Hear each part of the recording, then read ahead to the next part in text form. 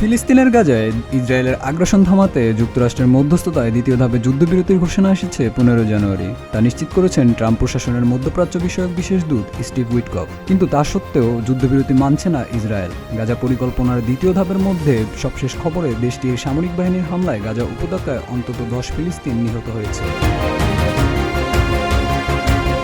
দ্বিতীয় ধাপের যুদ্ধবিরতির পরিকল্পনায় গাজাকে নিরস্ত্রীকরণ, অন্তর্বর্তী প্রশাসন গঠন ও পুনর্গঠনের ওপর জোর দেওয়া হবে। বার্তা সংস্থা রয়টার্স জানায়, দ্বিতীয় ধাপের মধ্যস্থতার পর গাজা ভূখণ্ডে প্রথম হামলা করে ইসরায়েল। হামলায় গাজার নুসেইরাত ইসলামিক জিহাদের জ্যেষ্ঠ সদস্য আশরাফ আল খাতিব নিহত হন। হামাসের কমান্ডারের পাশাপাশি পুলিশ সদস্য নিহত হন। রয়টার্সের প্রতিবেদনে উল্লেখ করা হয়, ইসরায়েলি সামরিক বাহিনী এ হামলার বিষয়ে কোনো মন্তব্য করেনি।